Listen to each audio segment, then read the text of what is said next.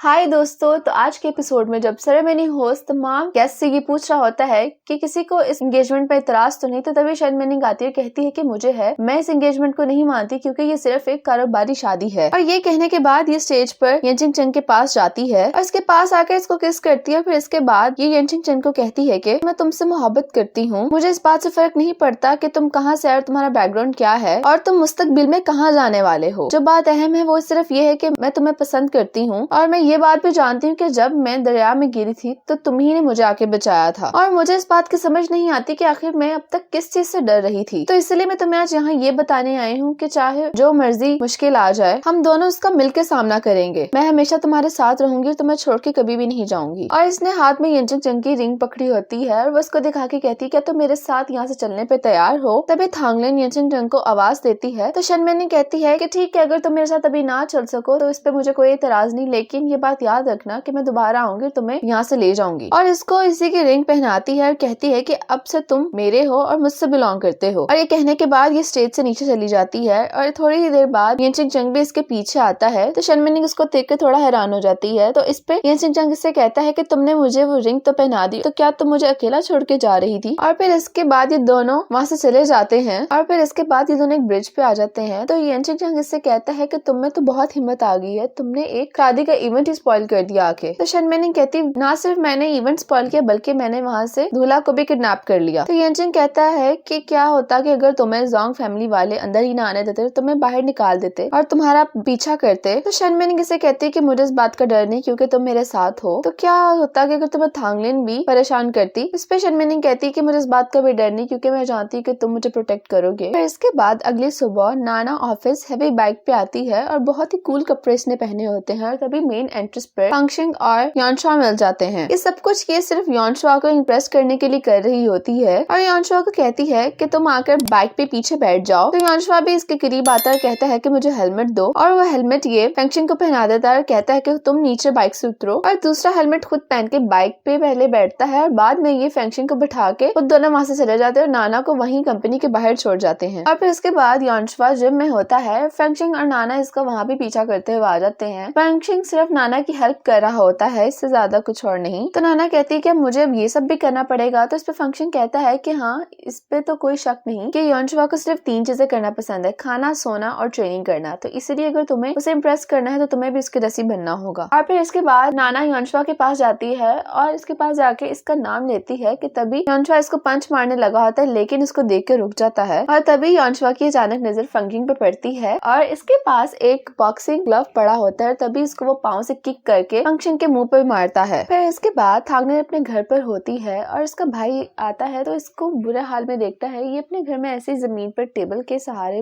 पे बैठी होती है और इसके पास वाइन का ग्लास पड़ा होता है और इसने पहले बहुत सारी पी ली होती है। तो इसका भाई इसे उठाकर कहता है कि तुम अपने कमरे में जाके सो, ये कोई सोने की जगह नहीं है। और ये दोबारा ग्लास पकड़ के पीने वाली होती है। तो इसका भाई कहता है कि बस करो, अब तुम ये कब से टैंट्रम्स दिखाई जा रही हो, अब तुम और क्या चाहती हो। तो ये कहती है कि भाई अब तुम भी मुझे डांट रहे हो, मुझे परवाह नहीं कि दूसरे लोग मुझ पे हंसते हैं या क्या कहते हैं, लेकिन तुम्हें ऐसा नहीं करना चाहिए। तो इसका भाई कहता है कि मैं तुम पे नहीं हंस रहा, ना मैं तुम्हें डांट रहा हूँ, मुझे बल्कि तुम्हारी परवाह है। और कहता है कि मैंने तुम्हारी बचपन से ही परवाह की और मैंने तुम्हें बाहर पढ़ने के लिए इसलिए नहीं भेजा था कि मैं तुम्हें इस तरह देखूं जिस तरह अब तुम्हारी हालत है। तुमने कहा कि तुम्हें येनचिंग चंग पसंद है और फिर इसके बाद तुम्हारी मंगनी भी होगी, मैंने तुम्हें अलाउ कर दिया, लेकिन वो अब किसी और के साथ है और तुम यहाँ बैठकर अपने साथ क्या कर रही हो। तो ये कहती है कि मैं समझ गई हूँ कि तुम भी अब शर्मिंदा हो कि तुम बाकी लोगों को कैसे फेस करोगे। और कहती है कि हाँ, मैं तुम्हारी बहन कहलाने के काबिल नहीं, इसलिए मैं यहाँ से जा रही हूँ। और रोते रोते अपने घर से बाहर चली जाती है। और जब ये अपने घर से बाहर निकलकर भाग रही होती है तो वहाँ पर लिनमफन खड़ा होता है जो कि इसके घर जाने वाला होता है, लेकिन इसके घर जाने के बजाय इसके पीछे जाने शुरू हो जाता है और इसका पीछा करने लग जाता है। थांगलिन चलते चलते गिर जाती है। तो तभी लिनमफन भागते हुए इसके पास आता है और कहता है क्या तुम ठीक हो। तो ये इसका हाथ अपने ऊपर से हटाती है और कहती है कि तुम मुझे अकेला छोड़ दो। और कहती है कि तुम भी बाकी लोगों की तरह मुझ पर हंसने आए हो। तो लिनमफन इससे कहता है कि ऐसा नहीं है और तुम अपने साथ ठीक नहीं कर रही। तो ये रोने लग जाती है और कहती है कि फिर मैं क्या करूं, दुनिया को चीख चीख के ये बताऊं कि मेरी मंगनी टूट गई है, मेरे दूल्हे को कोई मुझसे छीन के ले गया, मुझे इस पे कोई अफसोस नहीं है कि सबको ये बताऊं। तो लिनमफन इससे कहता है कि तुम पे कोई नहीं हंस रहा, तुम अपने आप को इतना अंडर एस्टिमेट क्यों कर रही हो। तो ये लिनमफन को कहती है कि मुझे तुमसे एक बात पूछने दो कि मैंने अगर किसी को पसंद किया तो क्या इस पे मेरी गलती है। लिनमफन इसकी इस बात को कोई जवाब नहीं देता और इसको कम्फर्ट करने करने के लिए गले से लगा लेता है। थोड़ी देर बाद ये लोग एक जगह बैठ जाते हैं और लिन मिफन इसके लिए कॉफी लेके आता है ताकि इसकी तबीयत थोड़ी ठीक हो, और इससे कहता है कि जो होना था वो हो गया, लेकिन तुम खुद को देखो, तुम इस तरह की तो नहीं थी। जब मैं तुमसे फर्स्ट टाइम मिला था तुम बहुत ही ज्यादा प्राउड और एरोगेंट और बहुत ज्यादा कॉन्फिडेंट लड़की थी। मुझे आज भी हम दोनों की फर्स्ट मीटिंग याद है, और जब तुमने मुझे कहा था कि तुम मुझसे मेरे पूरे साल के डिजाइन 10 मिलियन यॉन में खरीदना चाहती हो, तो तब मेरा दिल चाहता कि मैं तुम्हारी डील से एग्री कर लूं। थांगलिन कहती है क्या वाकई में? लिन मिफन से कहता है हाँ, मैं ऐसा वाकई करना चाहता था क्योंकि एलिच ग्रुप में मैं काफी सालों से काम कर रहा, लेकिन फिर भी मैं 10 मिलियन यॉन तक तो कभी सोच नहीं सकता, और अगर मैंने अपने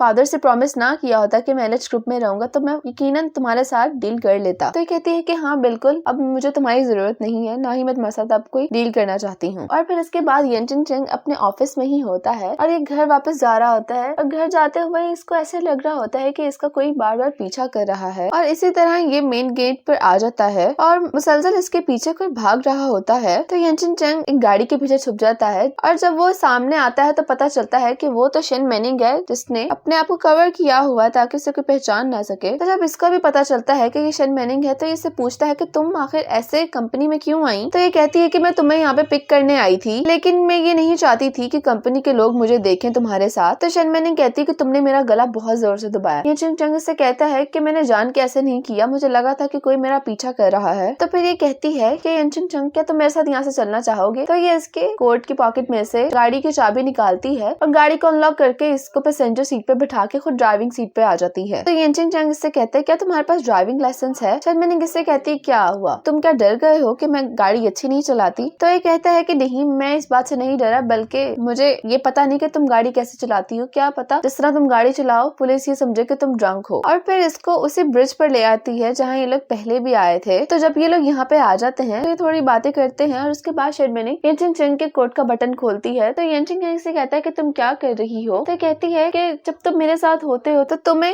ये टाइज और ये बटन्स को अंडू कर देना चाहिए, क्योंकि तुम पहले ही इतनी जिम्मेदारी और इतना बोझ अपने कंधों पे लेकर घूमते हो, तो तुम जब मेरे साथ होते हो तो इन सब चीजों से रिलैक्स किया करो। तो येनचिन चंग कहता है कि ठीक है, मैं जब भी तुम्हारे साथ होऊंगा तो मैं इस तरह की फॉर्मल ड्रेसिंग नहीं किया करूंगा। तो ये इसको कहता है कि लेकिन तुम्हारे पास दूसरे कपड़े हैं। शिन मेनिंग कहती है कि हाँ, मैं पूरी तैयारी के साथ आई थी, और इसको दूसरे कपड़े निकाल कर देती है। और यहीं पर एपिसोड 16 खत्म हो जाती है।